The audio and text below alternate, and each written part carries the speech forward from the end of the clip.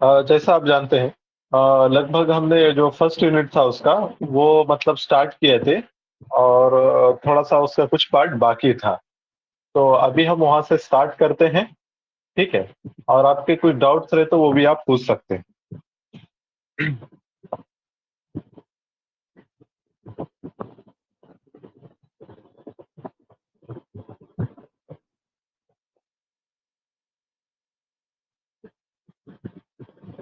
हाँ, तो हमने देखो लास्ट सेशन में biological oxygen demand, chemical oxygen demand, BOD COD, ये क्या रहता है, डिजॉल्व ऑक्सीजन क्या रहता है, ये देख लिया था। फिर इसी तरीके से मैं एक बार बस वो कौन से कंसेप्ट देखे थे, एक बार जस्ट रीड कर लेता हूँ नाम। जैसा कि हमने देखो स्टार्ट किया था इन्वायरमेंट से, इन्वायरमेंट की डेफिनेशन, इकोलॉजी की डेफिनेशन, देन उसके बाद individual, population, community, ecosystem, biosphere, ये क्या रहता है ये हमने देख लिया था। उसके बाद हमने इकोसिस्टम, उसके डेफिनेशन, फिर बायोटिक कंपोनेंट्स क्या रहते हैं, अबायोटिक कंपोनेंट्स क्या रहते हैं, देन इकोटोन क्या रहता है, एज इफेक्ट क्या रहता है, ये देख लिया था। उसके बाद इकोलॉजिकल नीश क्या रहती है, नीश के टाइप, हैबिटेट नीश, फूड नीश, रिप्रोडक्टिव नीश, ये देख लिए। देन फूड चेन क्या रहती है, फूड वेब क्या रहता है, दोनों में इंटरलिंकेजेस क्या है, ट्रॉपिक लेवल क्या रहता है, ये देख लिए। ये सब होने के बाद फिर हमने बायोटिक इंटरेक्शन देखा था, जिसमें हमने mutualism, commensalism, competition, predation, amensalism, ये चीजें और उनका एग्जाम्पल देख लिए। उसके बाद हमने क्या किया था, पिरामिड्स, पिरामिड्स, तीन टाइप के पिरामिड रहते हैं, वो देखा। जैसे सबसे पहले पिरामिड ऑफ नंबर, वो कब अपराइट रहता है, कब इन्वर्टेड रहता है। इसी तरीके से पिरामिड ऑफ बायोमास, इन्वर्टेड भी रह सकता है, अपराइट भी रह सकता है। और उसके बाद आता है pyramid of energy, it is always upright. Then हमने बायो अक्यूमुलेशन देखा, बायो मैग्निफिकेशन देखा। उसके बाद इकोलॉजिकल सक्सेशन, वो क्या रहता है, primary succession, secondary succession, then climax stage क्या रहती है। उसके बाद न्यूट्रिएंट साइक्लिंग, उसके टाइप्स, जैसा कि गैसियस साइकिल, सेडिमेंट्री साइकिल, और उसके एग्जाम्पल, वो देख लिए। वो होने के बाद हमने देखा था, अच्छा साइकिल्स वगैरह के बाद, हाँ, हाइपोक्सिया क्या रहता है, अनोक्सिया क्या रहता है, प्लैंक्टन्स क्या रहते हैं, नेक्टॉन क्या रहते हैं, बेंथोस क्या रहते हैं, ये देख लिए थे।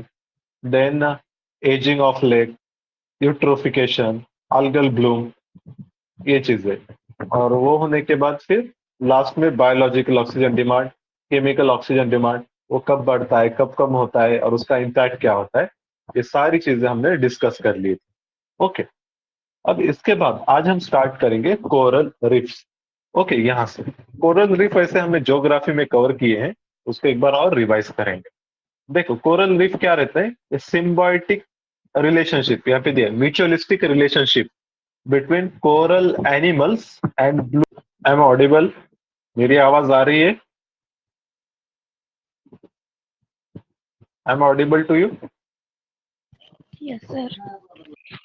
हाँ, ठीक है। तो हम देख रहे थे कोरल रीफ, कोरल रीफ क्या रहते हैं, mutualistic relationship between coral animal and blue green algae। इसमें क्या रहता है, कोरल नाम का एक माइक्रो ऑर्गेनिज्म रहता है जो अपने आसपास कैल्शियम का शेल बनाता है, और दूसरा क्या रहता है, इसके ऊपर अलगी आती है जो कि ग्रीन कलर या डिफरेंट कलर की रहती है। तो ये दोनों एक साथ रहते हैं, उसको हम क्या कहते हैं, कोरल रीफ कहते हैं। आपको फोटो दिखा देते, ये देखिए, ये फोटो दिख रही है आपको, it is coral reef. Okay, समुद्र के बॉटम पे वगैरह रहते हैं, पर क्या है, इनकी हाइट बढ़ती रहती है। कोरल आएंगे पुराने, उसकी डेथ होने के बाद उसके ऊपर नए कोरल आएंगे, फिर ग्री अलगी कवर आएगा, फिर उसके बाद उसके ऊपर दूसरा कोरल बढ़ेगा, फिर अलगी आएंगे। ऐसे करते करते इनके कोरल के आइलैंड में ट्रांसफॉर्मेशन होता है। ओके, एक कोरल था। फिर इसी तरीके से और एक टर्म आती है कोरल ब्लीचिंग। ये क्या रहता है, कोरल ब्लीचिंग, यहाँ पे देखो एकदम कलरफुल है और यहाँ पे पूरा व्हाइटिश है। क्या होता है, जब ओशन में पोल्यूशन बढ़ गया, या टेम्परेचर राइज हो गई, या ओशन का एसिडिफिकेशन बढ़ गया, तब क्या होता है, जो अलगी है, अलगी की डेथ हो जाती है।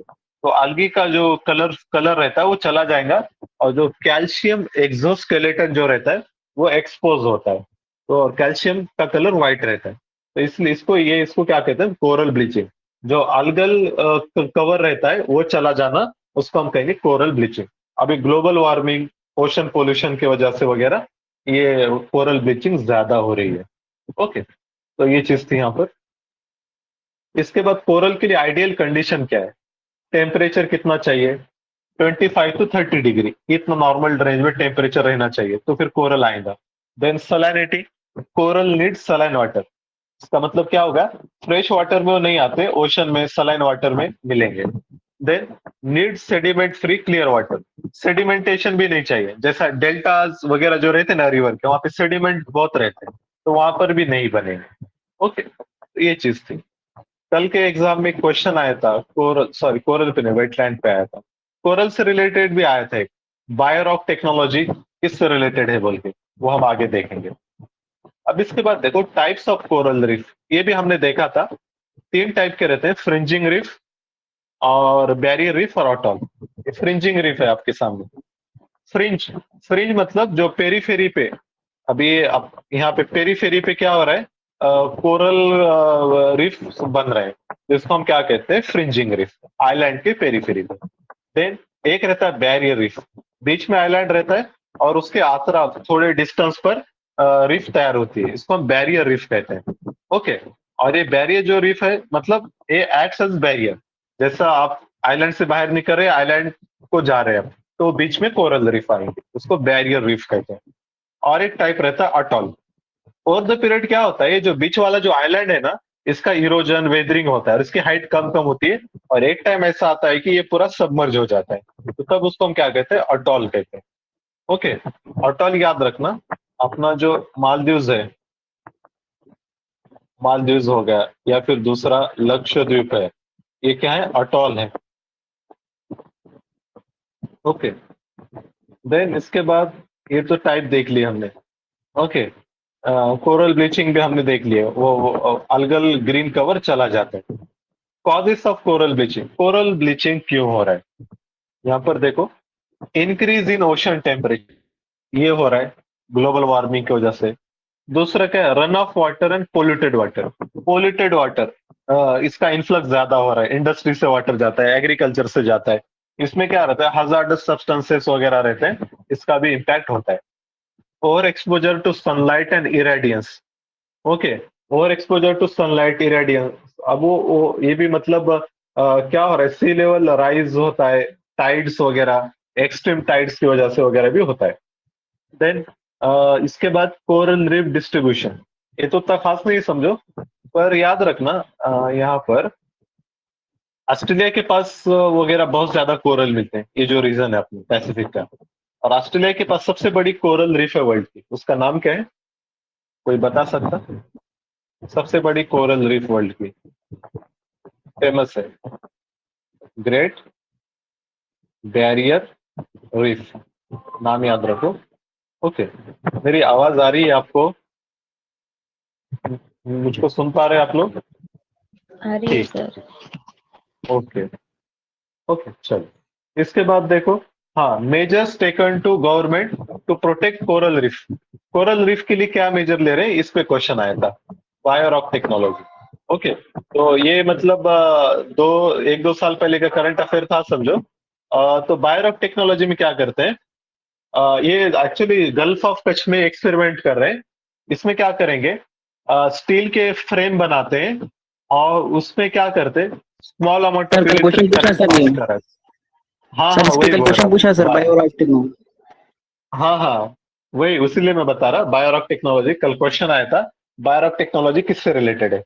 ओके, तो बायोरॉक टेक्नोलॉजी कोरल रीफ से रिलेटेड है। तो कैसा? तो यहाँ पे क्या करते हैं? In this technology steel structure बनाते हैं और उसमें से small amount of electric current pass कराते हैं। इसकी वजह से क्या होता? वो जो स्टील फ्रेम है ना, उसके ऊपर मिनरल डिपॉजिट होते हैं, dissolve mineral crystallise on the steel structure.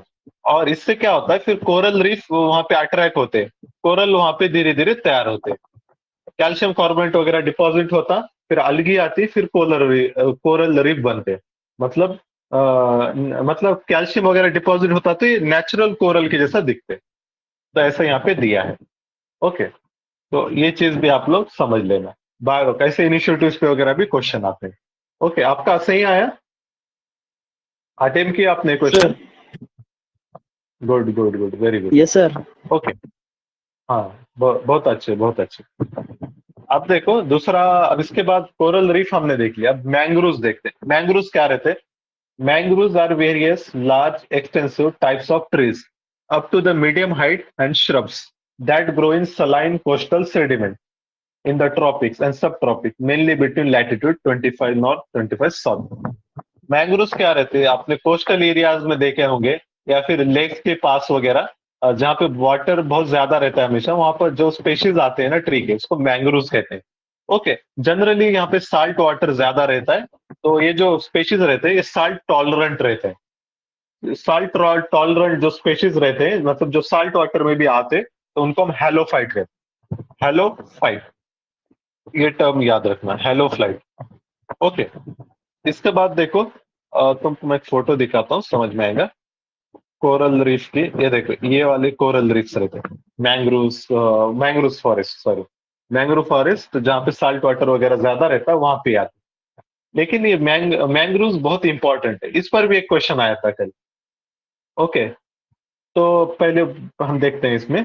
हाँ, यहाँ पे ये चीज देखो, क्योंकि ये ऐसे जगह पे आते हैं जहाँ पे वाटर लॉक कंडीशन रहती है, वहां पर पानी बहुत ज्यादा रहता है। तो इनके जो रूट्स रहते हैं ना, रूट्स एक स्पेशल टाइप के रूट्स रहते हैं, न्यूमेटोफोर्स, क्रॉप रूट और स्टिल्ट रूट, ये तीन टाइप के रूट है। वो क्या रहते हैं वो हम देखेंगे। ये अडेप्टेशन है फॉर साल्ट वाटर या फिर आप वाटर लॉक कंडीशन। रूट्स का काम क्या रहता है? रूट्स जनरली ट्री है समझो। ओके, तो रूट्स जमीन के अंदर रहेंगे, इनका काम रहता है वाटर और मिनरल लेके ट्री को पहुंचाना। वाटर, मिनरल, फिर ये ऑक्सीजन भी मतलब लेते हैं एयर से, ऑक्सीजन, नाइट्रोजन। ओके, मिनरल में नाइट्रोजन वगैरह भी आता ना। लेकिन पर क्या आता है, वाटर लॉक कंडीशन है, अब यहाँ पे पूरा वाटर से ये ढका हुआ है, तो इनका कांटेक्ट एटमॉस्फेयर से टूट जाता है। तो फिर ये लोग अडॉप्ट करते हैं। अडॉप्टेशन उसमें क्या होता है, ये जो ट्रीज के रूट है ना, ये ऐसे नीचे जाते हैं फिर ऐसे ऊपर आते हैं पानी के ऊपर। तो ये जो नीचे से ऊपर जो रूट्स आ रहे हैं ना, उसको हम क्या कहते हैं? न्यूमेटोफोर्स। न्यूमेटोफोर्स कहते हैं ये जो रूट्स हैं जो जमीन के नीचे से ऊपर आते हैं। इसके बाद और एक दूसरे टाइप का भी और एक फीचर रहता, मतलब कभी कभी क्या होता, अब ये तो जमीन है आपकी और ऐसा पानी है यहाँ तक, तो ट्रीज के जो रूट्स रहते हैं ना, ट्रीज के रूट जनरली हमको पता है जमीन के अंदर से रहते हैं। पर ये जो ट्रीज हैं इसके रूट कैसे रहेंगे? मतलब यहाँ पर जमीन के थोड़ा सा बाहर से, यहाँ से रूट्स इसके स्टार्ट हो रहे हैं। ओके, मतलब इतना हिस्सा उसका जो पोर्शन है ये वाला, इतना पानी के ऊपर है। ये जो टाइप के रूट्स हैं इसको हम कहते हैं स्टिल्ट रूट। ओके, ये जो रूट है इसको हम क्या कहेंगे? स्टिल्ट रूट। स्टिल्ट रूट मतलब जमीन के थोड़ा सा ऊपर से। इसकी मैं एक फोटो भी दिखाऊंगा अगले पेज पे। ओके, फिर इसका और एक अडेप्टेशन है, ये स्टिल्ट रूट होगा। आपने ये ट्री देखा है, बनियान ट्री? बनियान ट्री, उसके रूट्स कैसे रहते हैं? बनियान ट्री आपका बड़ा, ओके, ऐसा है। तो इसके जो रूट्स रहते, इसके ऐसे ब्रांचेस हैं, तो इसके जो रूट्स रहते हैं ना, ये ऐसे रहते हैं, ऊपर से नीचे आते हैं, मतलब बहुत हाइट पे से एकदम ऊपर से नीचे आते हैं। तो इसको हम कहते हैं प्रॉप रूट, जो एकदम ऊपर से नीचे आ रहे हैं। जो जस्ट जमीन के ऊपर है वहां से नीचे जा रहे हैं उनको हम स्टिल्ट रूट कहते हैं। और एक रहते हैं जो नीचे से ऊपर की तरफ जा रहे हैं उनको न्यूमेटोफोर्स। ये किस लिए है? तो नाइट्रोजन ऑक्सीजन एब्सॉर्ब करने के लिए। फोटो देखो और अच्छे से समझ में आए। ये देखो प्रॉप रूट। प्रॉप रूट मतलब ये बनियान ट्री। बनियान ट्री के रूट्स क्या है? यहाँ से ऊपर से ये इनके ब्रांचेस हैं और रूट्स ऊपर से नीचे हैं। ओके, इस तरीके से ये रहता अपना banyan tree, prop root. Stilt root, stilt root के फोटो देखो, ये ग्राउंड है, ग्राउंड से जस्ट ऊपर से यहाँ से रूट्स इसके स्टार्ट हो रहे, जमीन के अंदर से नहीं, ग्राउंड के थोड़ा सा ऊपर से। और इसका दे न्यूमेटोफोर्स। न्यूमेटोफोर्स मतलब ये जमीन के नीचे से ऊपर आ रहे हैं एयर्स, ये इनके जो रूट्स हैं। ये तीनों रूट समझ में आए आपको? ये समझ में आ रहा है? हेलो, समझ में आ रहा है ये? Yes sir. हाँ, ठीक है, ओके। तो ये हमने देखा एडेप्टेशन ऑफ मैंग्रोव्स। अब मैंग्रोव्स क्यों हम इतना पढ़ रहे हैं, क्या इंपॉर्टेंस है इनका? तो इनका इंपॉर्टेंस क्या है, देखो ये क्या करते हैं, इनके बहुत सारे बेनिफिट हैं। जैसा they acts as breeding ground for fish. Fish जो है ना, यहाँ पर आके इनके रूट्स के पास अपने एग्स ले करके, ओके, तो फिश के लिए ब्रीडिंग ग्राउंड्स है। इसी तरीके से prevents coastal soil erosion, coast पे जो सॉइल इरोजन वगैरह होता है उसको रोकते हैं, क्योंकि ये विंड्स को वगैरह एज एक्ट्स एज ऑब्स्ट्रक्शन। फिर इसी तरीके से protect coastal land from tsunami, hurricane, floods. इसीलिए इनको क्या कहते हैं, शेल्टर बेल्ट भी कहते हैं, एक शील्ड बोल के काम करते हैं, shelter belt. Okay, then enhance natural recycling of nutrients, nutrients की रिसाइकलिंग भी करते हैं। तो कल जो क्वेश्चन आया था ना यूपीएससी के पेपर में, वो उसने बोला था कि मैंग्रोव्स को किडनीज ऑफ द वर्ल्ड कहा जाता है। तो वो क्यों कहते हैं? तो क्यों कहते हैं किडनीज? किडनीज का काम क्या है, फिल्ट्रेशन करता है। किडनी अपने बॉडी में जो किडनी रहते हैं वो फिल्टर, वाटर फिल्टर करते हैं। इसी तरीके से इनको किडनी बोलते हैं, क्योंकि किडनी ये क्या करते हैं, रिवर के जरिए वगैरह जो भी मतलब पोल्यूटेड वाटर ओशन को जाता है, तो ओशन को मर्ज होने से पहले ये लोग क्या करते हैं, वो न्यूट्रिएंट्स वगैरह जो भी है पोल्यूट उसको एब्सॉर्ब कर लेते हैं। ओके, तो इसीलिए इनको क्या कहा जाता है, kidneys of the world, kidneys of the world, ये याद रखें। ओके, इसके बाद देखो ये हो गया। देन और एक टर्म आती है वेटलैंड, ये भी काफी बार न्यूज में रहती है, वेटलैंड। देखो mangrove is a one type of wetland, wetland बहुत सारे रहते हैं। वेटलैंड नाम को ही डिकोड करो, ऐसा लैंड जो वेट रहता है। वेट रहना मतलब जहां पे पानी हमेशा अवेलेबल रहता है, पानी ज्यादा रहता है। तो इसका एक, अगर वो सलाइन वाटर है तो वहां पे मैंग्रोव आते हैं। ऐसे वेटलैंड के बहुत सारे टाइप है। इवन जो आपका राइस फील्ड रहता है, पैडी फील्ड रहता है, वहां पे पानी बहुत रहता है, तो भी वेटलैंड में आता है। एस्चुरीज आते हैं। ओके, तो ये क्या रहता है, हमेशा saturated with water. It is the land area that is saturated with water either permanently और seasonally, such that it takes on the characteristics of disturb ecosystem. Okay, ये सब। इसके बाद देखो वेटलैंड को, बहुत वेटलैंड जो भी मैंग्रोव फंक्शन करता है ना, वो पूरे वेटलैंड में आ जाएंगे। तो वेटलैंड बहुत इंपॉर्टेंट है हमारे लिए, क्योंकि सर यहाँ पे कोस्टल बायोडाइव। में। वेटलैंड देखो, कोस्टल में जो रहते हैं, वेटलैंड में सारे आएंगे, कोस्टल भी आएंगे, इनलैंड भी आएंगे। कोस्टल में बात करें तो अच्छा, मैंग्रोव वगैरह, ईस्टुरी। और इनलैंड में, जैसे आपके इनलैंड में लेक रहते हैं, लेक के पास भी वेटलैंड बनते हैं। फिर आपका जो पैडी फील्ड्स है वो भी वेटलैंड ही है। ओके, सांबर ठीक है लेक सर। हो गया। ओके, ठीक। हम्म।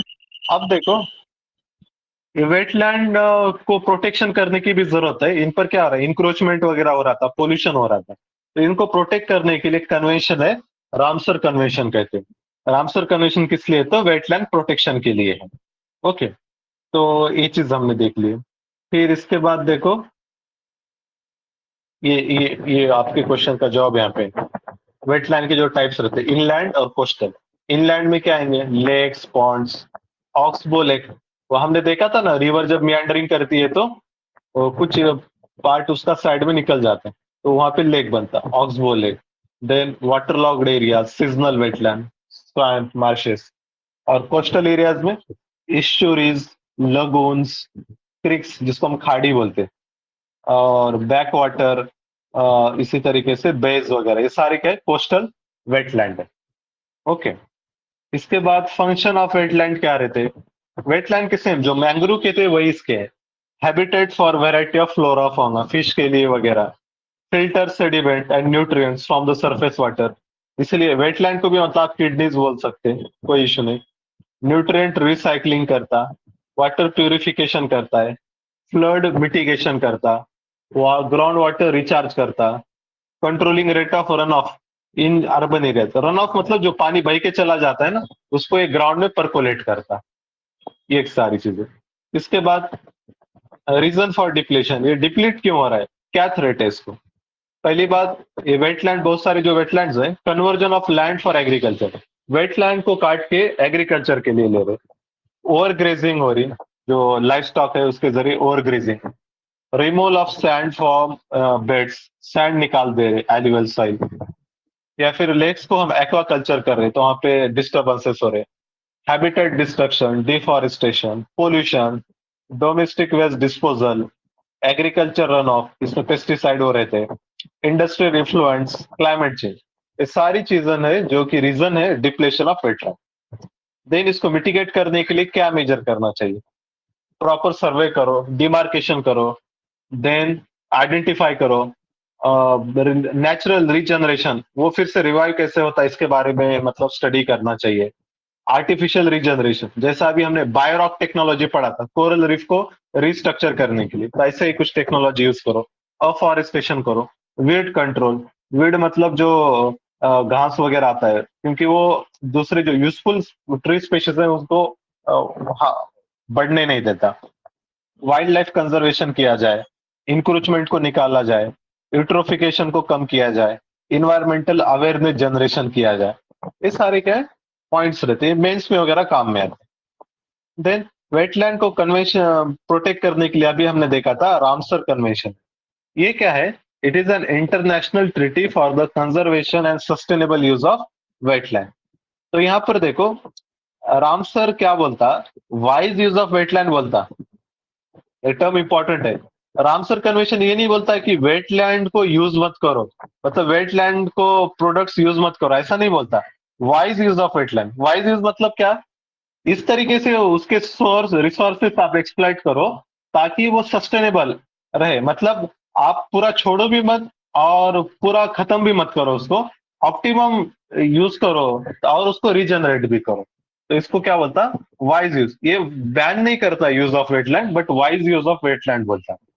ओके, ये बुक के हम एंड में देखेंगे इंडिया में अभी कितने रामसर साइट्स हैं वगैरह, उनके नाम वगैरह। रामसर साइट्स पे भी आया था ना क्वेश्चन कल मैथ द पेयर्स में। 4 वेटलैंड के नाम दिया था, सॉरी वेटलैंड हमारे रामसर साइट है और उनके स्टेट दिया, इनमें से कौन सा करेक्ट है ऐसा पूछा एग्जाम में। तो अभी याद रखना फिलहाल 49 रामसर साइट्स हैं इंडिया में, 49। अब क्या है देखिए रामसर लिस्ट है, रामसर मतलब क्या है इन शॉर्ट? रामसर क्या है? एक बड़ी किताब है जिसमें हर कंट्री के जो इंपॉर्टेंट वेटलैंड्स हैं वो लिखे हुए हैं। लेकिन इसके अलावा कुछ ऐसे वेटलैंड भी है जिनको थ्रेट बहुत ज्यादा है, जो मतलब on the verge of extension है, तो उनको ज्यादा प्रोटेक्शन की जरूरत है। तो ऐसे जो लिस्ट है, ऐसे जो वेटलैंड्स है, उनको अलग से और एक डायरी बनाए उनके लिए। वो जो डायरी है उसका नाम है मॉन्ट्रिक्स रिकॉर्ड। रामसर कन्वेंशन में मतलब जो इंपॉर्टेंट वेटलैंड्स है उन सब के नाम है।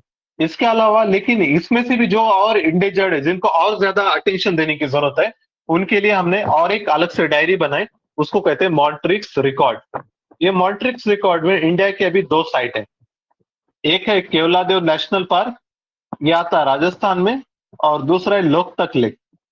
लोकतक लेक कहां पर आता बताइए? Where is the Loktak lake, in which state? कहां पर है लोकतक लेक, फेमस है? Maybe Jammu and Kashmir. No, जी sir. Loktak lake is in Manipur. Okay, याद रखना। यहाँ पे एक फेमस डियर मिलती है, उसका नाम है संगाई डियर। ओके, और it is the Loktak lake क्या only floating national park in India, only floating national park in India. अभी फ्लोटिंग क्या रहता है वो आप थोड़ा सा सर्च करके देख लो, ओनली फ्लोटिंग नेशनल पार्क। ठीक है, इसके बाद देखो वेटलैंड, ठीक है रामसर कन्वेंशन वगैरह इंटरनेशनल लेवल पे है। इंडिया क्या कर रहा है? इंडिया के पास अपने रूल्स हैं वेटलैंड प्रोटेक्शन के लिए, wetland conservation and management rules 2017। Okay, बस वो रूल और ईयर याद रखना, बाकी रूल क्या है वगैरह वो हमारे लिए इंपॉर्टेंट नहीं। रूल में वही जनरल चीजें रहेंगी, मतलब वहां पे इंक्रोचमेंट नहीं करना है, वाटर फिल्ट्रेशन करना है, बायोडायवर्सिटी कंजर्वेशन करना है, इससे जनरल जो भी अच्छी बातें रहती है वो रूल्स में रहती है, नया कंस्ट्रक्शन नहीं करना वगैरह ऐसा। तो वेटलैंड रूल्स याद रखना 2017। और ये कौन सी मिनिस्ट्री में आते हैं? वेटलैंड रूल वगैरह ये सारे आते हैं अपने ministry of environment, Environment. Environment, forest and climate. Okay, ये मिनिस्ट्री याद रखना। इसी तरीके से जो प्लास्टिक मैनेजमेंट रूल्स रहते हैं, ई वेस्ट मैनेजमेंट रूल्स वगैरह, तो ये सारी इसमें याद। ओके, इसके बाद देखो यहाँ पर अब इसका टेरेस्ट्रियल इकोसिस्टम वगैरह ये पार्ट दरअसल पढ़ना नहीं है। टुंड्रा बायोम वगैरह, डेजर्ट, ग्रासलैंड, ये क्यों नहीं पढ़ना है? क्योंकि ये हमने अच्छे से देख लिया है। ज्योग्राफी की जब हम एनसीईआरटी डिस्कस कर रहे थे ना, तो उसमें हमने एक चैप्टर देखा था क्लाइमेट वाला, वर्ल्ड क्लाइमेटिक रीजन्स। तो उसमें हमने बहुत अच्छे से ये चीजें देखी थी। जो बच्चे वो टाइम पे सेशन नहीं कर पाए या जो बाद में एडमिशन हुआ है, तो आप क्या कीजिए, ये जो अपना क्लासरूम है टीएसपीएससी ज्योग्राफी, इसके ऊपर जो मेनू बार रहता है ना, वहां पे एक रिकॉर्डिंग बोल के फोल्डर है, उस पर क्लिक करो।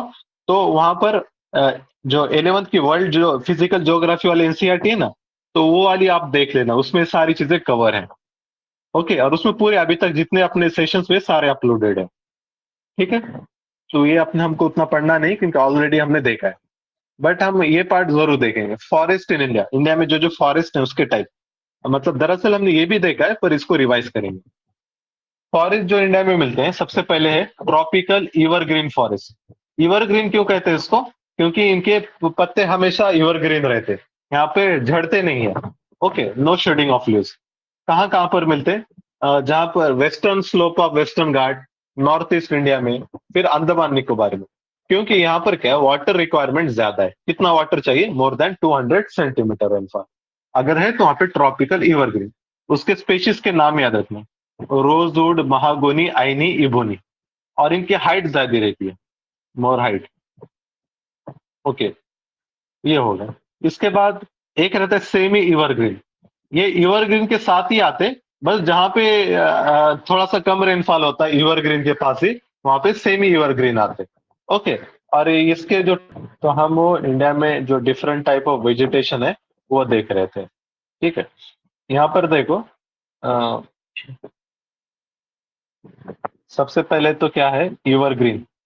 ओके, इवरग्रीन जहां पर 200 सेंटीमीटर से ज्यादा रेनफॉल रहेगा, वहां पे tropical इवरग्रीन forest.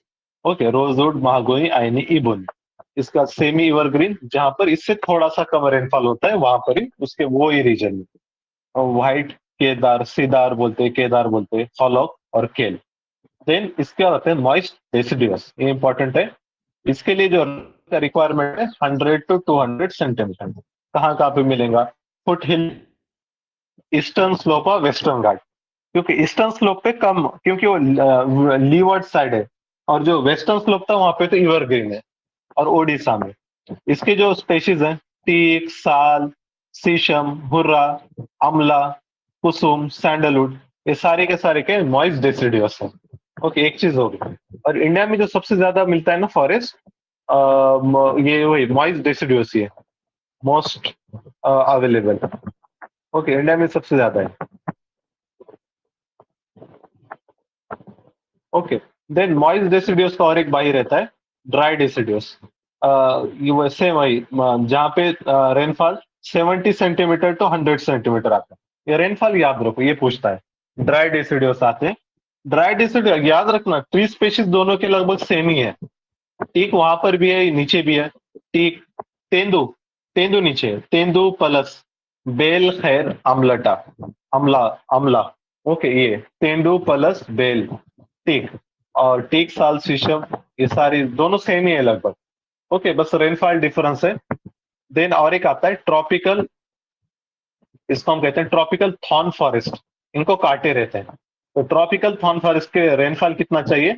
Less than 50 centimetre. इसके जो एग्जाम्पल हैं, बबूल, बबूल को काटे रहते हैं। ओके, बबूल, बेर, वाइल्ड डेट पाम, जो खजूर, खजूर का दरख्त रहता है वो भी थॉर्न है। नीम, खेजरी। ओके, दो तीन स्पेशीज याद रखना बस। जहां पर लेस देन 50 सेंटीमीटर रेनफॉल हो रहा है वहां पर ट्रॉपिकल, ये फॉरेस्ट ट्रॉपिकल थॉर्न। ओके, ये बस ये 5 टाइप के याद रखो। ये लिटोरल वगैरह, स्वैम्प, ये सब, उसमें सब मैंग्रोव वगैरह आता है। ओके, इसके बाद देखो बायोडायवर्सिटी के ऊपर यहाँ पे थोड़ा सा डिस्कशन है। बायोडायवर्सिटी क्या रहती है? और डाइवर्सिटी मतलब डिफरेंट वेराइटीज, और बायो मतलब जो बायो ऑर्गेनिजम्स हैं उनके अंदर। The variety and variability among living organism and ecological complexes in which they occur. Okay, तो बायोलॉजिकल डाइवर्सिटी इसका जो मेजर है 3 लेवल पे किया जाता है, एक जेनेटिक, स्पेशीज और ecosystem diversity. Genetic diversity, species diversity और इकोसिस्टम। तो ये कैसा रहता है देखो, जेनेटिक डायवर्सिटी मतलब क्या, थोड़ा सा ब्लर है, तो मैं आपको फिर भी समझा के बताता हूँ। Genetic diversity to variation of genes within a particular species. एक स्पेशीज है, सपोज आदमी, ह्यूमंस ले लो, तो ह्यूमंस मैं हूं, मेरा भाई है, और कोई मेरे सिटी का कोई पर्सन है, तो हमारे जीन में क्या डिफरेंसेस हैं, तो उसको हम क्या कहेंगे, जेनेटिक डायवर्सिटी। तो एक के अंदर जो जीन में वेरिएशन रहता है उसको हम क्या कहते हैं, जेन डायवर्सिटी। ओके, या फिर जैसा इंडिया के लोगों के जीन में क्या रहती है और चाइना के जीन्स में क्या स्पेशलिटी है, अफ्रीकन जीन्स में क्या रहता है। स्पेशीज डायवर्सिटी मतलब refers to number and variety of species on earth। Number and variety of species, जैसा कोई फॉरेस्ट है, वहां पे लॉयन भी, टाइगर भी है, डियर भी है, फॉक्स भी है, बफेलो भी है, कैटल्स भी है। तो ये सारे क्या अलग अलग स्पेशीज, कितने डिफरेंट स्पेशीज हैं, तो उसको कहेंगे स्पेशीज डायवर्सिटी। और एक रहता है इकोसिस्टम डायवर्सिटी। इकोसिस्टम डायवर्सिटी मतलब डिफरेंट टाइप्स ऑफ इकोसिस्टम्स। जैसा अभी हमने देखा, ग्रासलैंड्स है, फॉरेस्ट है, फॉरेस्ट में भी अलग अलग, tropical forest, deciduous forest, thorn forest, deserts आते, ओशंस आते, माउंटेन्स आते, वोल्केनोज आते। ये क्या है, डिफरेंट इकोसिस्टम तो है, इसके अंदर जो डायवर्सिटी रहती है उसको इकोसिस्टम डायवर्सिटी कहते हैं। ओके, इसके बाद देखो और दो टर्म है, इनके मीनिंग थोड़ा सा समझ लो। स्पेशीज रिचनेस और स्पेशीज इवननेस। एक बार पढ़ो उसको, species richness, species evenness. Okay, दोनों के डेफिनेशन पढ़ लो।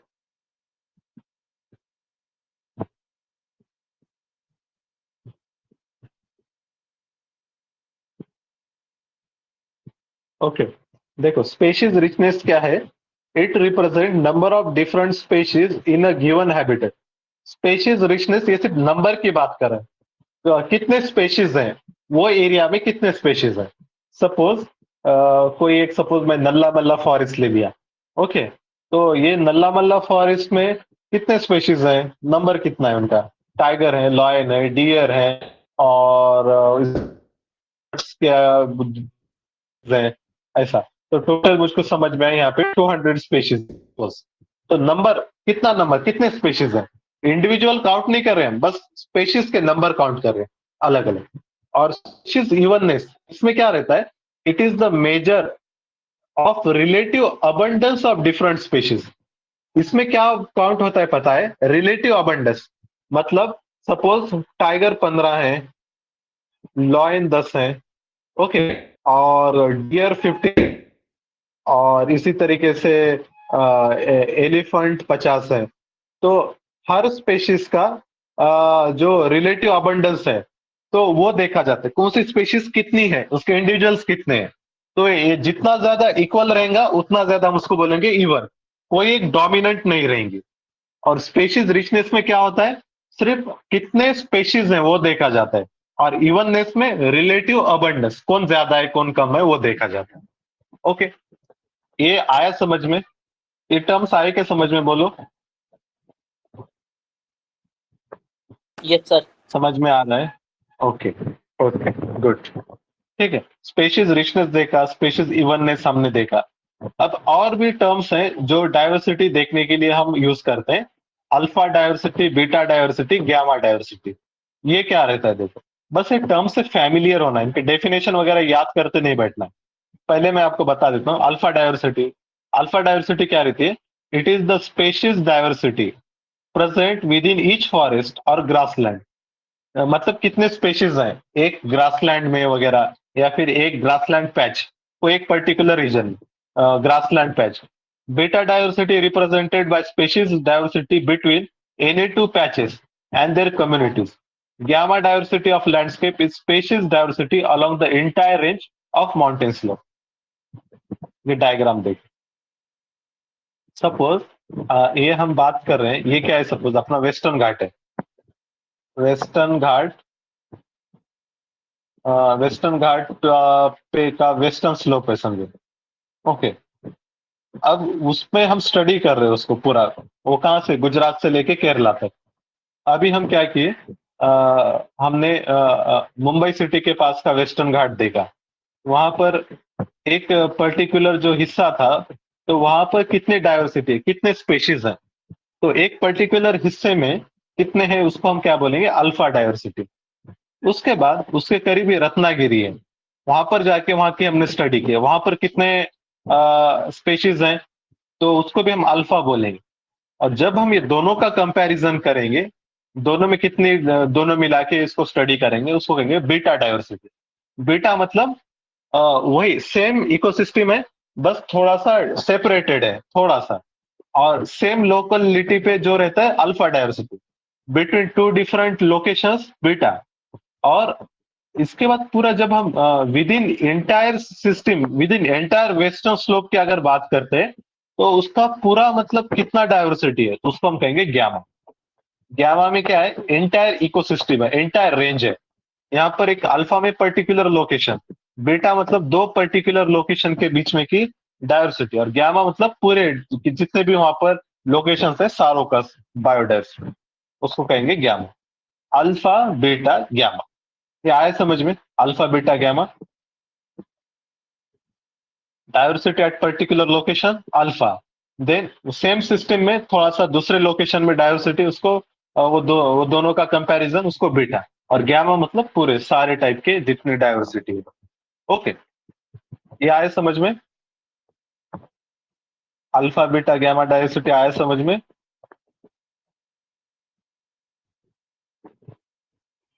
मेरी आवाज आ रही है, एम ऑडिबल? Yes sir. ये आ रहे समझ में आप लोगों को? हाँ सर। ठीक, ओके। हाँ, अब इसके बाद देखो, अभी, हाँ, बायोडाइवर्सिटी वगैरह बहुत इंपॉर्टेंट है, पर इसको भी क्या हो रहा है, वही थ्रेट हो रहे हैं। क्या हो रहा है, डिफॉरेस्टेशन वगैरह, deforestation, animal poaching, illegal trade, encroachment वगैरह, ये सारे एक्टिविटी, पोल्यूशन, ग्लोबल वार्मिंग, इसकी वजह से बायोडाइवर्सिटी को थ्रेट हो रहा है। तो इसको प्रोटेक्शन करना है, तो प्रोटेक्शन के लिए दो अप्रोच रहते हैं। बायोडाइवर्सिटी कंजर्वेशन कैसा करते हैं, तो दो टाइप, एक इन सिटू और एक्स सिटू। इन सिटू और एक्स सिटू। जैसा फॉर एग्जांपल इन सिटू पहले देखते हैं। इन सिटू जैसा एक कोई फॉरेस्ट है, वो फॉरेस्ट में टाइगर की पॉपुलेशन कम हो रही है, तो हम क्या किए, वो फॉरेस्ट में और उसको मतलब पूरा प्रोटेक्ट करें। फिर उसमें डियर की वो जो चीजें टाइगर खाती है उसकी क्वांटिटी बढ़ा दिए। फिर इसी तरीके से वहां पे ह्यूमन इंटरफेरेंस वगैरह बंद कर दिए। तो ऑन द साइड जो मेजर्स लिए जाते हैं उसको हम कहते हैं इन सिटू, वहां पे वही साइड पे जाके उसको प्रोटेक्शन देना। और दूसरा आता है एक्स सीटो। एक्स सीटो में क्या करते हैं, वो टाइगर या लॉयन को पकड़ के जू में ले जाके रख दिए, और जू में उसका ब्रीडिंग वगैरह करा दिए, उसकी देखभाल कर दी। तो अपने नेचुरल हैबिटेट के अलावा दूसरे लोकेशन पे ले जाके उसकी परवरिश करना, उसको संभालना, उसका कंजर्वेशन करना, उसको हम कहेंगे एक्स सीटो। और इन सीटू मतलब नेचुरल हैबिटेट में वो स्पेशीज का कंजर्वेशन करा। इन सीटू के एग्जाम्पल जैसा सैक्रेड ग्रोव्स रहते हैं, सैक्रेड लेक्स, बायोस्फीयर रिजर्व्स हैं, national park, wild life sanctuaries, ये सारे इसमें आएंगे। सैक्रेड ग्रोव्स मतलब जो टेम्पल के पास वगैरह जो पार्क वगैरह रहते हैं ना, वहां पे कोई ह्यूमन डिस्टर्बेंस नहीं रहता, तो उसको सैक्रेड ग्रोव्स कहते हैं। एक्स सीटू में क्या आता, जैसा botanical gardens, home gardens, crypto preservation, gene banks, जू, बॉटनिकल गार्डन्स, एक्वेरियम्स वगैरह, ये सारे जो आर्टिफिशियल हैबिटेट्स रहते हैं ना, तो उसको हम कहते हैं ex situ. In situ ex situ याद रखना, ये काफी बार क्वेश्चन स्टेटमेंट में पूछा जाता है। वो सिंपल बोलेगा, national park is an ex situ method of conservation. तो सही है क्या गलत है? National park is an ex situ method of conservation of biodiversity, सही है गलत है? रॉन्ग, गलत है। रॉन्ग है, क्योंकि नेशनल पार्क क्या है, इन सिटू है। Okay, cities. तो यही चीजें फिर यहाँ पर थी। इसके बाद देखो, हाँ, अब देखो नेशनल पार्क वगैरह, ये अब पहले हम क्या देखेंगे, इन सिटू वाले कौन से मेजर्स हैं। तो इन सिटू में क्या रहता है, प्रोटेक्टेड एरियाज डिक्लेयर करता है government. Protected areas different types के रहते हैं। फॉर एग्जाम्पल जैसा नेशनल पार्क, यहाँ पे क्या रहता है, an area which is strictly reserve for the welfare of wildlife and where activities such as forestry, grazing, cultivation are not allowed. यहाँ पे क्या है, strictly reserve for wild life, और यहाँ पर एक्टिविटीज अलाउड नहीं रहती, फॉरेस्ट्री, ग्रेजिंग, कल्टीवेशन। ओके, इसके जैसा और एक रहता है wild life sanctuaries. Wild life sanctuaries में क्या रहता है, ये भी प्रोटेक्टेड एरियाज है, लेकिन इसमें क्या रहता है, reserve for conservation animal only. और इसमें लेकिन कुछ हद तक एक्टिविटीज अलाउ रहते हैं, जैसा harvesting of timber, collection of minor forest products, private ownership rights are allowed and provided they do not affect animal adversely. मतलब ग्रेजिंग वगैरह वो कुछ हद तक अलाउ रहती है वाइल्ड लाइफ सेंचुरी में। तो प्रोटेक्शन किसमें ज्यादा रहता है, ऐसा पूछा तो नेशनल पार्क में, उससे कम वाइल्ड लाइफ सेंचुरी में। ओके। इसके बाद और दो टाइप रहते हैं, और दो टाइप के रिजर्व रहते हैं। एक रहता है कंजर्वेशन रिजर्व। इसमें क्या रहता है, protected areas of India which typically act as buffer zones to और connector and migration corridor between establish national park, wild life sanctuary, reserve, protected forest. Simple है। जो अपने नेशनल पार्क वगैरह, सपोज ये रीजन नेशनल पार्क है, तो इसके जो आसपास का जो एरिया रहता है ना, ये भी सेंसिटिव ही रहता है ना, उसके नेशनल पार्क के बॉर्डर के पास। तो वहां पे क्या करते हैं, कंजर्वेशन रिजर्व बनाते हैं। ओके। और ये जो लैंड रहता है कम्युनिटी लैंड रहता है, गवर्नमेंट का नहीं रहता है। सॉरी, हाँ, ये गवर्नमेंट लैंड रहता है। इसके बाद जो रहता है कम्युनिटी रिजर्व। कम्युनिटी रिजर्व में similar to conservation reserve but area held by private individual. जैसे नेशनल पार्क है, नेशनल पार्क के आसपास अगर गवर्नमेंट लैंड रहेगा तो गवर्नमेंट उसको क्या बनाएगा, कंजर्वेशन रिजर्व। और अगर कभी कभी ये प्राइवेट लैंड रहता है, प्राइवेट लैंड मतलब लोगों का वगैरह प्राइवेट लैंड, और अगर प्राइवेट लैंड वगैरह रहा तो वहां पे जो रिजर्व बनता है उसको कहते हैं community reserve. Okay, community reserve. और गवर्नमेंट लैंड अगर रहा तो वहां पे कंजर्वेशन रिजर्व।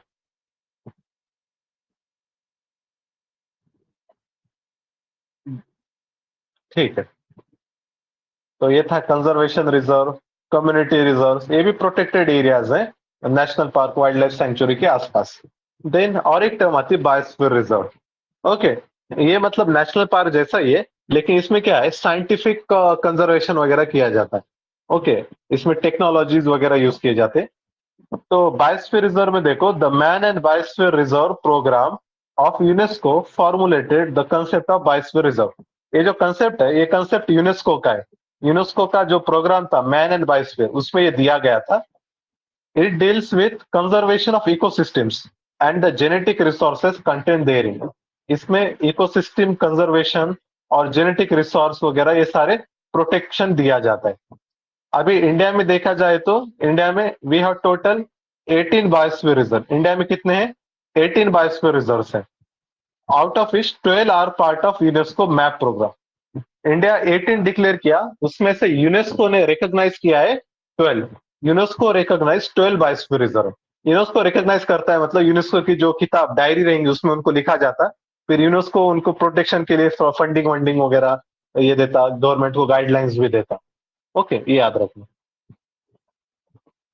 इसी तरीके से इसके बाद जो बायोस्फीयर रिजर्व रहता है ना, बायोस्फीयर रिजर्व में तीन चीजें रहती है। सबसे पहले जो सेंट्रल जो सबसे क्रिटिकल एरिया रहता है उसको कहते हैं कोर रीजन।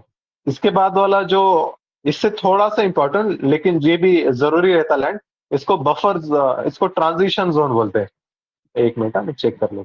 कोर, कोर के बाद बफर, बफर के बाद ट्रांजिशन। हाँ, कोर के बाजू वाला रीजन जो रहता है उसको बफर कहते हैं, और बफर के बाद जो रीजन रहता है उसको ट्रांजिशन।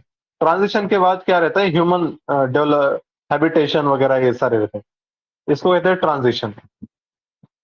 ट्रांजिशन जोन, ये वाला जो रीजन रहता है इसको क्या कहते हैं, बफर। और उसके बाद ये नीचे वाला जो रहता है यहाँ पे कोर। ओके। तो इसको प्रोटेक्शन भी कोर को सबसे ज्यादा रहेगा, बफर को थोड़ा कम, ट्रांजिशन को थोड़ा कम, उससे कम। कोर में अनडिस्टर्ब लीगली प्रोटेक्टेड सिस्टम्स रहते हैं। बफर जोन में क्या है, यहाँ पर भी कुछ एक्टिविटीज अलाउड रहते हैं, जैसा रिसर्च, एजुकेशनल एक्टिविटीज वगैरह। ट्रांजिशन जोन में और लोकल पीपल को वगैरह आने देते, क्रॉपिंग, फॉरेस्ट, ग्रेजिंग वगैरह ये सारे अलाउड रहते। ओके।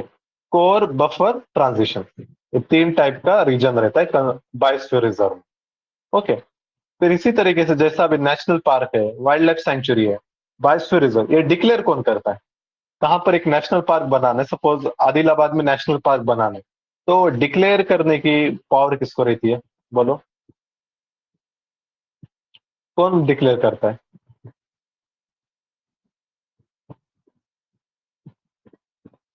एनीबॉडी? दो, आसान है क्वेश्चन। कौन डिक्लेयर करेगा? ऑप्शन देता हूँ, स्टेट गवर्नमेंट, सेंट्रल गवर्नमेंट, बोलो दोनों में से एक रहेगा। कौन? ट्राई तो करो।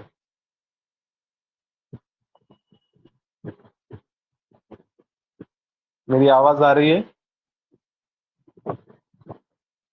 आई एम ऑडिबल? ओके, तो इनका ठीक है, मैं बता देता हूँ। डिक्लेरेशन जो है कहाँ पे नेशनल पार्क बनाना वगैरह, तो स्टेट गवर्नमेंट करता है। स्टेट है तो स्टेट गवर्नमेंट, यूनियन टेरिटरीज है तो सेंट्रल गवर्नमेंट। ओके, और इसके अगर बॉर्डर अगर चेंज करना है ना, एक बार डिक्लेयर हो गए, फिर अगर बॉर्डर अगर चेंज करना है तो कौन करता है? बॉर्डर चेंज के लिए अलग से बॉडी है। Central government. हाँ, सेंट्रल गवर्नमेंट की बॉडी है एक पर्टिकुलर।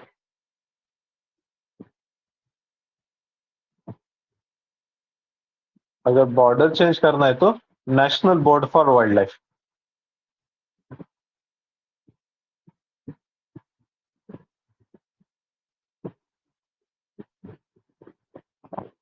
ये बॉडी मतलब बॉर्डर वगैरह चेंज करती है, national board for wild life. इसका चेयरमैन पीएम, याद रखना। चेयरमैन इसका रहता है पीएम। जो भी बॉडी का चेयरमैन पीएम है वो हमको याद रखना है, national board for wild life. Okay, इसके बाद देखो ये हमने देख लिया। और इसी तरीके से national park, biosphere, wild life sanctuary और बायोस्फीयर रिजर्व, तीनों का कंपैरिजन दिया है यहाँ पे।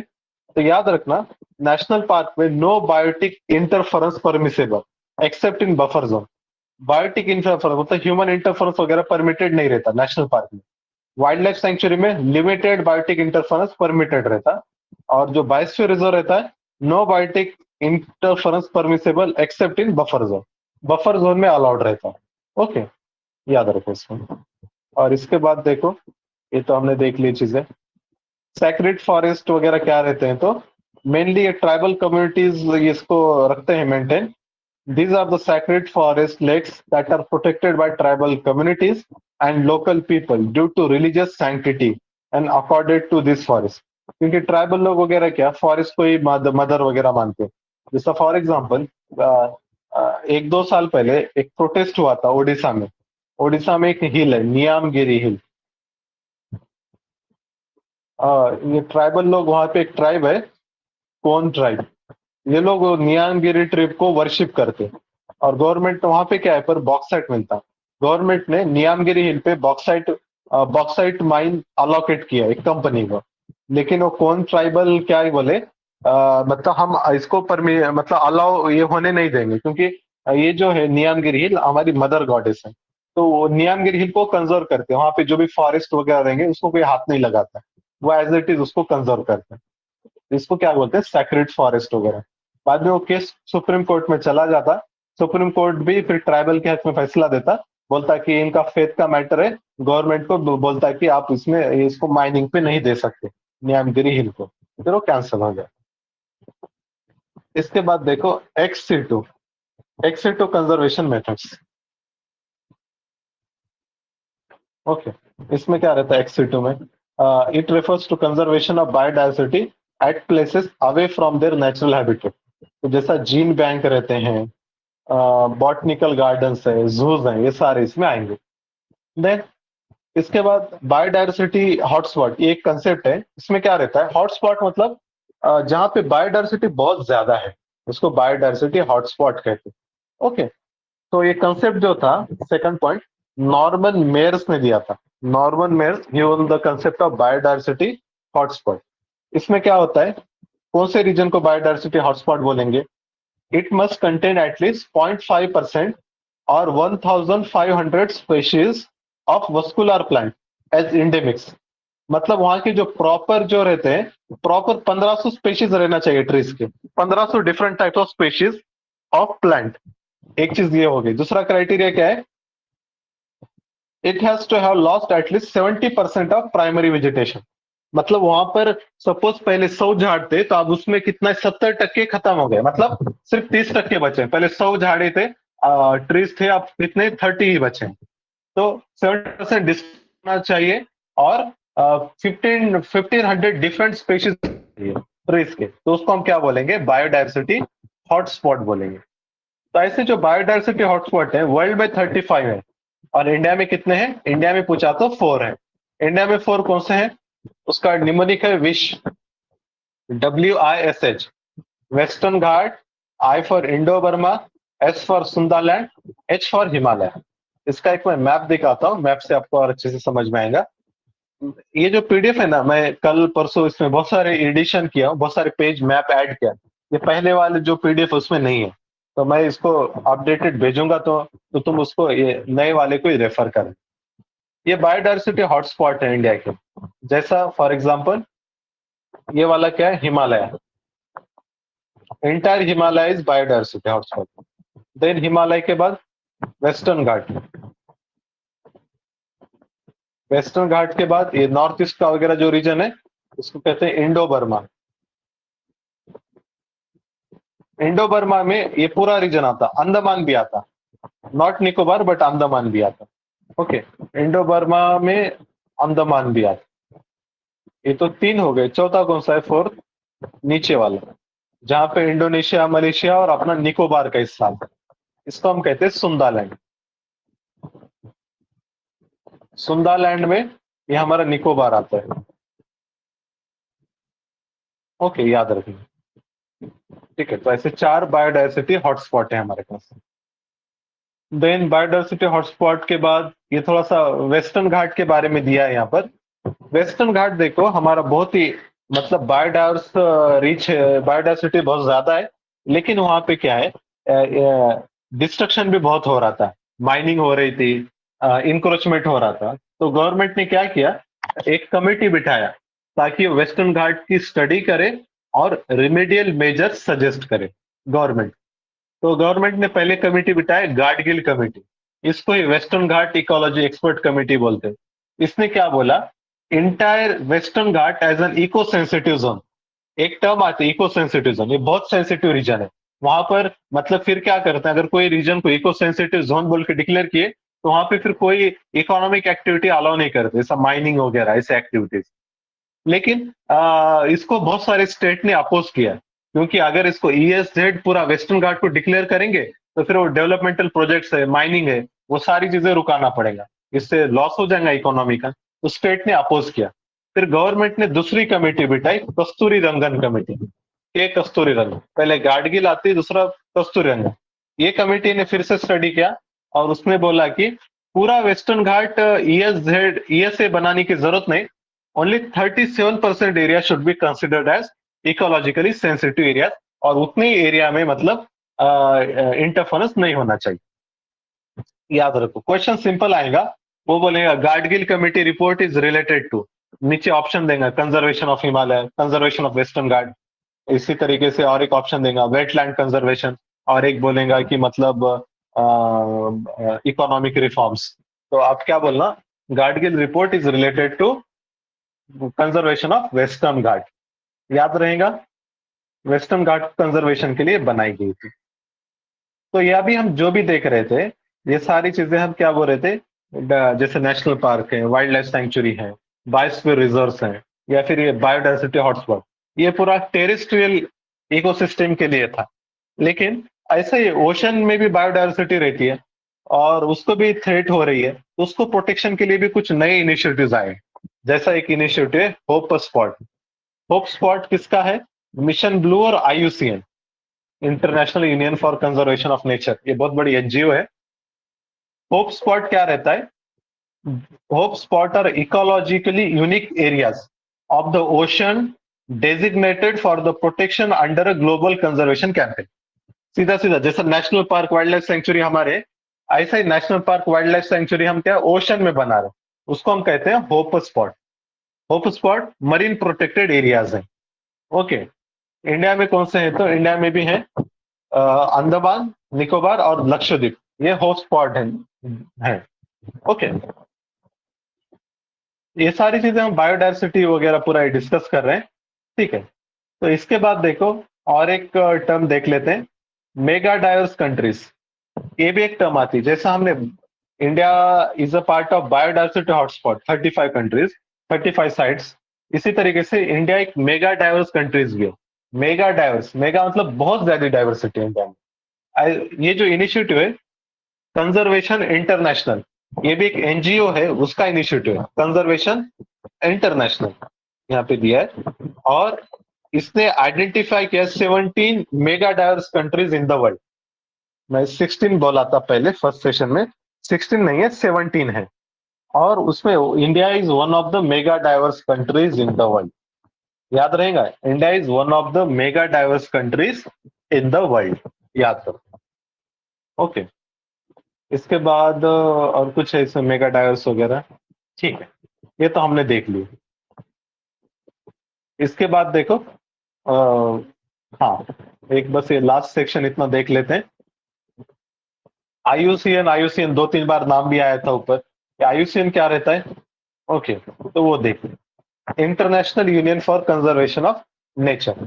आईयूसीएन क्या है देखो, ये भी एक एनजीओ है, founded in 1964, world most comprehensive inventory of the global conservation status of biological species. Biological जितने स्पीशीज रहते हैं, एलिफेंट, लॉयन, टाइगर, इनका कंजर्वेशन स्टेटस, इनका अभी का स्टेटस क्या है, ये इसको मॉनिटर करता है, इसके ऊपर रिपोर्ट बनाता है, वो पब्लिश भी करता है। वो जो रिपोर्ट रहता है ना, उसको कहते हैं IUCN red list. Red list ये पब्लिश करता है ऑफ एनिमल स्पेशीज की, ठीक है। उसमें हर कौन सा एनिमल इंडेंजर्ड है, कौन सा एनिमल मतलब थ्रेटन्ड है, कौन सा लिस्ट कंसर्न है, वो पूरी लिस्ट देता है। तो आईयूसीएन याद रखना, रेड डाटा बुक ये पब्लिश करता है। फिर इसके बाद देखो आईयूसीएन के जो ये क्राइटेरियाज वगैरह पूरा ये पढ़ने की जरूरत नहीं है, बस उसके जो क्राइटेरियाज है उनके नाम देख लेना। ओके, इसके जो सपोज जिसको सबसे उसके जो क्राइटेरियाज है 1 2 3 4 5 6 7 7 क्राइटेरियाज है। ओके, अब उसमें जो सबसे खतरनाक रहता है एक्सटेंट। कोई स्पेशीज को अगर एक्सटेंट टैग दिखा दिए मतलब अब वो खत्म हो गई, अब मिलती नहीं। ओके, एक्सटेंट इन वाइल्ड, इसका दूसरा इसके बाद आता है एक्सटेंट इन वाइल्ड। इसका मतलब ये हुआ कि अब वो नेचुरल हैबिटेट में नहीं मिलेंगी, बस जू में वगैरह कहीं तो भी एक आधी जगह मिलेंगी, उसको कहते हैं एक्सटेंट इन वाइल्ड। देन इसके बाद आता है क्रिटिकली इंडेंजर्ड, मतलब इसके कुछ स्पेशीज हैं अभी नेचुरल फॉरेस्ट में वगैरह, पर बहुत कम है। देन इससे थोड़ा सा ज्यादा मिलता है इंडेंजर्ड, और इंडेंजर्ड से थोड़ा सा ज्यादा है वल्नरेबल पॉपुलेशन में। क्रिटिकली इंडेंजर्ड देन वल्नरेबल, ये तीनों को मिला के कहते हैं थ्रेटन। इसके बाद जो ग्रुपिंग रहती है नियर थ्रेटन, और उसके बाद सबसे आखिर में रहता है लिस्ट कंसर्न। ओके, तो इस तरीके से थ्रेट के हिसाब से इनका अरेंजमेंट होता है। और ये जो रिपोर्ट है इसको रेड डाटा रिपोर्ट बोलते हैं, रेड बुक बोलते हैं, रेड लिस्ट बोलते हैं। ओके, एक्सटेंट, एक्सटेंट इन wild, critically endangered, endangered, vulnerable, near threaten और लिस्ट कंसर्न। ओके, अब देखो ऐसे तो बहुत सारे स्पेशीज हैं, पढ़ने जाएंगे तो सबके स्टेटस हमको याद रखना है क्या? नहीं, सिर्फ जितने इंडिया के जो फ्लैगशिप स्पेशीज हैं बस उनके स्टेटस हमको थोड़ा सा ध्यान में रखना पड़ता है। तो वो कौन से स्पेशीज है मैं आपको बताऊंगा, ये सारे मैं क्रॉस किया हूं पॉइंट, ये नहीं पढ़ना है। ओके, ये वाला जो सिंगल पेज है ना, इतने ही स्पेशीज हमको देखना है, बाकी स्पेशीज देखने की जरूरत नहीं। तो वो जो स्पेशीज है मैं उसको बताता आपको। ये देखो, ये मैं एक पेज पे निकाला हूं। सबसे पहले आपको पता है एक्सटेंट रहता है, एक्सटेंट मतलब खत्म हो गया। तो एक्सटेंट में कुछ एक दो स्पेशीज, जैसा पिंक हेडेड डक, पहले एक पिंक हेड का डक मिलता था मादागास्कर में वगैरह अफ्रीका में, अब वो खत्म हो गया। डोडो नाम का एक बर्ड भी था, सॉरी डोडो मिलता था मादागास्कर में वगैरह, ये खत्म हो गया। और पिंक हेडेड डक, ये दो एग्जाम्पल याद रखो जो एक्सटेंट के हैं। ऐसे बहुत सारे हैं, एक दो पता रहना। एक्सटिंक्ट इन वाइल्ड, अब ये सिर्फ जू में वगैरह मिलेगा।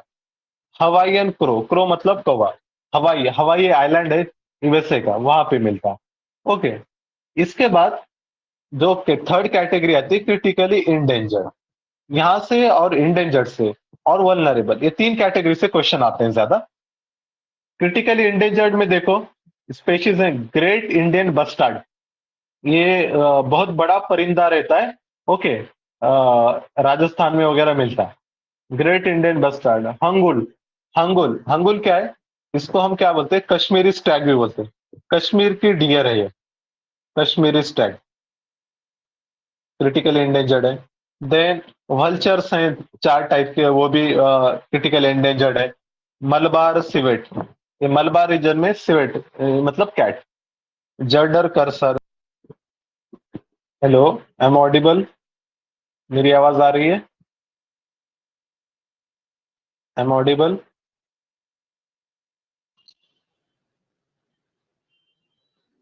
आवाज आ रही है?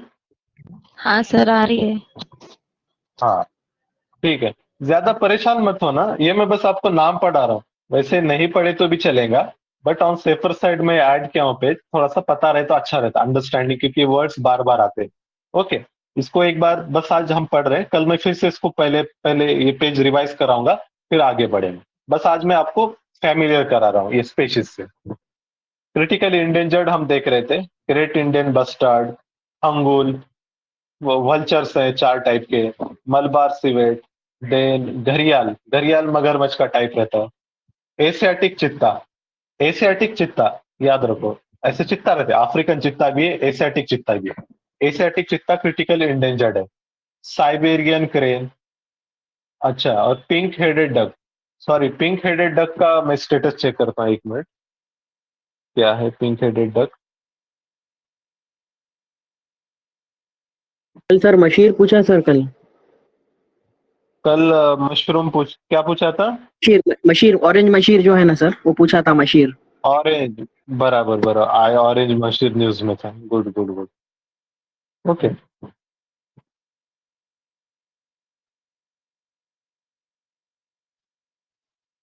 Pink headed ducks, sorry critical endangered है, इट इज नॉट एक्सटिंक्ट, मैं एक्सटिंक्ट में लिखा था उसको। ओके, पिंक हेडेड डक क्या है अपना? याद रखो, it is critically endangered. Okay, then इसके बाद पिंक हेडेड डक वगैरह देख लो। इंडेंजर्ड, इंडेंजर्ड बहुत इंपॉर्टेंट है, अपने जो इंडिया के जो फ्लैगशिप स्पेशीज है वो मैक्सिमम इंडेंजर्ड है। जैसा फॉर एग्जांपल नीलगिरी तहर, ये गोट है, नीलगिरी मतलब मलबार रीजन में मिलती है। सांगाई डियर, ये अभी जो लोकतक लेक देखा था वहां पे मिलती है। एशियाटिक लॉयन, एशिया का जो लॉयन है इंडेंजर्ड है। देन जो डॉल्फिन के 3 स्पेशीज मिलते हैं वो पूरे क्या पूरे इंडेंजर्ड है इंडिया में। इरावदी डॉल्फिन, गंगेटिक डॉल्फिन और इंडस डॉल्फिन, तीनों भी। देन टाइगर, उसके बाद एलिफेंट, रेड पांडा, गोल्डन महासिर। हाँ, ये पूछा था, इसमें से कौन सा बर्ड है, ऐसा क्या तो भी बोला था वो। ओके, तो ये याद रखना, ठीक है। गोल्डन महासिर वगैरह, गोल्डन महासिर, तो इसमें याद रखो, ये क्या है? फिश है। महासिर, महासिर मतलब शेर, लेकिन ये गोल्डन महासिर समुद्र के अंदर का शेर, रिवर के अंदर का शेर, ऐसा इसका मीनिंग होता है। ओके, ये चीज थी। देन इसके बाद वल्नरेबल, वल्नरेबल स्पेशीज देखो, snow leopard, clouded leopard, great one horn rhino, leatherback turtle, olive ridley turtle, dugong, African चित्ता, ये सारे वल्नरेबल है। मेरी आवाज आ रही है? I am audible? Hello, I am audible to you? Yes sir. हाँ, ठीक है। तो वल्नरेबल में याद रखो, snow leopard, clouded leopard, great one horn rhino. थोड़ा सा हम इसको वन हॉर्न राइनो के शेप से याद रख सकते हैं। वन हॉर्न राइनो देखो कैसा रहता है, उसका जो फेस रहता है ना, ऐसा रहता है, मतलब वन हॉर्न राइनो का। ओके, और इसके ऐसा यहाँ से ये हॉर्न रहता है।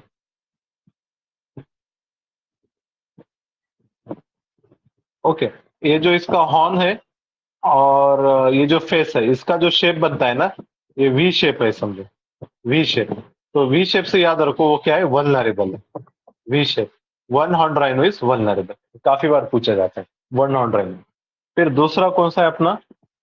एक अफ्रीकन चित्ता याद रखो। हमने एशियाटिक चित्ता देखा था, वो क्रिटिकली इंडेंजर्ड था।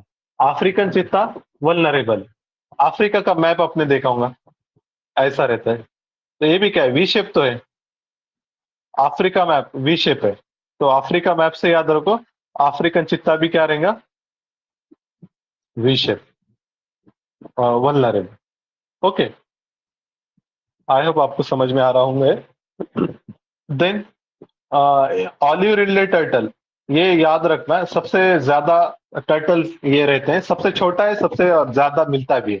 ऑलिव रिडले टर्टल कहाँ पे मिलता है, ओडिशा कोस्ट में। Olive ridley turtle Odisha coast. Okay, Odisha में गहिर माटा नाम का बीच है, वहां पर।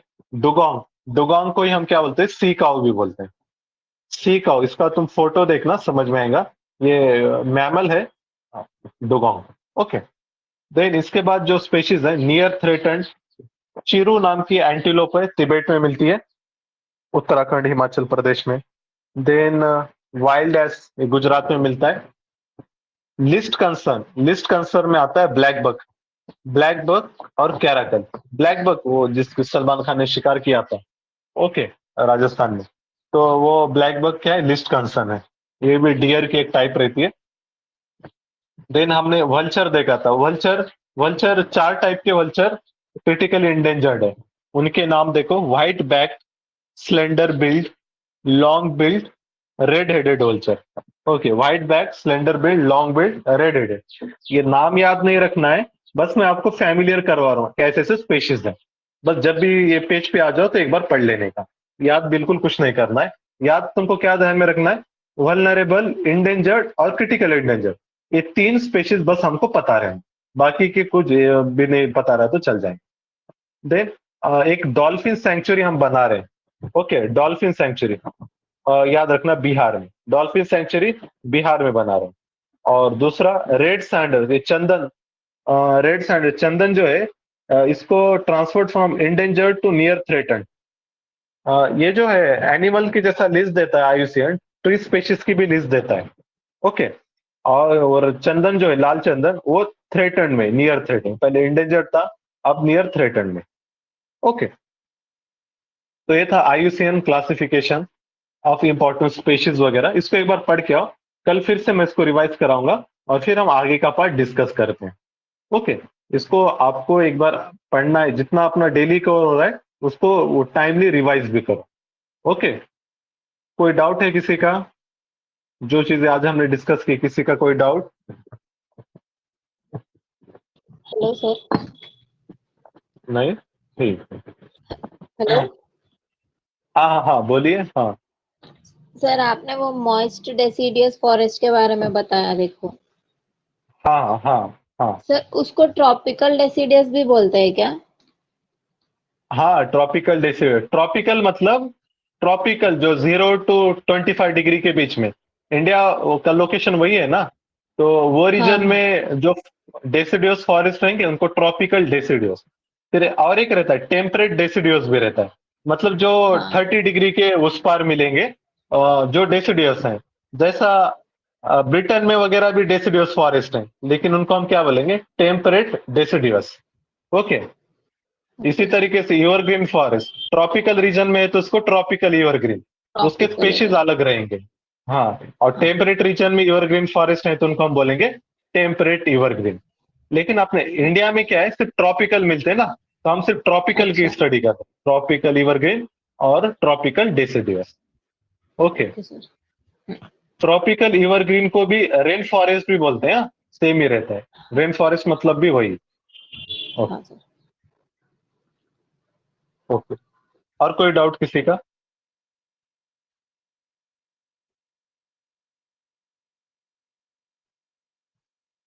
ठीक है। अच्छा, यहाँ पे एक टर्म दिख रहे, देखो, इपीफाइट। इपीफाइट क्या रहता है, ये टर्म का मीनिंग देख लो। ओके, ऐसे टर्म्स विथ क्वेश्चंस आ रहे हैं। इपीफाइट मतलब क्या है, जनरली क्या होता है, ट्रॉपिकल रेन फॉरेस्ट में वगैरह ट्रीज बहुत ही डेंस रहते हैं। ओके, यहाँ पर ऐसा ट्रीज रहेंगे, बहुत कंपटीशन रहता है उनके अंदर। तो क्या होता है, जो छोटे ट्रीज वगैरह जो रहते हैं ना, मतलब ये सपोज ये ट्री पे फ्रूट लगा कोई, तो फ्रूट होता, फिर उसके अंदर सीड्स भी रहते। तो सीड्स ये क्या होते, ग्राउंड पर नहीं जाते, ये इसके सीड्स जब पक जाते हैं तो ये मतलब इसका जो ब्रांच रहता है ना ट्री का, वहां पर ये ग्रो होते। ओके, नया जो ट्री रहता वो बड़े ट्री के ब्रांच पे बनता है पहले स्टार्ट। फिर ये जब काफी अच्छा खासा बड़ा हो जाता फिर ये नीचे आ जाता, मतलब टूट के नीचे आएगा, फिर इसका नीचे आके फिर ये बड़ा ट्री बनेगा। ओके, तो कोई एक बड़े ट्री पे छोटा ट्री उसके ब्रांच पे बन रहा है, उसको हम क्या बोलते हैं, इपीफाइट कहते हैं। इपीफाइट, क्योंकि क्या होता है डेंस फॉरेस्ट में ग्राउंड तक ये पूरा सनरेज वगैरह नहीं पहुंच पाते, तो फिर वो जो छोटा ट्री है ये नेचुरल सिस्टम है, तो बड़े ट्री पे ग्रो होगा इनिशियल फेज में, और एक सफिशिएंट उसको स्ट्रेंथ मिल गई तो फिर अब नीचे आके वो ग्रो होता है, उसको कहते हैं इपीफाइट। ओके, समझ टर्म पे क्वेश्चंस पूछते हैं। ओके, ठीक है, और कोई बात, किसी का कोई डाउट वगैरह? हेलो हाँ सर, हाँ एक हाँ, बोलिए सिली जी। डाउट है सर। हाँ हाँ हाँ, जैसे कि बोलिए। एवरग्रीन फॉरेस्ट बहुत ठीक रहता है हाँ ना फॉरेस्ट का, हाँ हाँ, ट्रॉपिक, तो वहां पे बराबर, हाँ ज्यादातर सनलाइट नहीं पहुंचती ना हाँ हाँ हाँ। सर। सनलाइट नहीं पहुंचती तो वहां के फॉरेस्ट का ग्रोथ कैसे होता, मतलब ट्रीज कैसे बढ़ते? ट्रीज का क्या है, देखो ट्रीज के लिए देखो, जैसा सनलाइट जरूरी है ना, और भी दूसरी चीजें जरूरी थी, उसमें से एक चीज रहती है वाटर, पानी भी बहुत जरूरी है। और ट्रॉपिकल रेन फॉरेस्ट में क्या है, वाटर रेनफॉल डेली होता है ना वहाँ पे ट्रॉपिकल रीजन में, तो हाँ पानी बहुत ज्यादा है। पानी ज्यादा है तो फिर ट्रीज की ग्रोथ फास्ट होती है। अब देखो, ऑब्वियस है सनरेज का पहले क्या होता है, मसला होता है सनरेज कम मिलेंगे, लेकिन ये ट्री ने उसको भी अडॉप्ट कर लिया।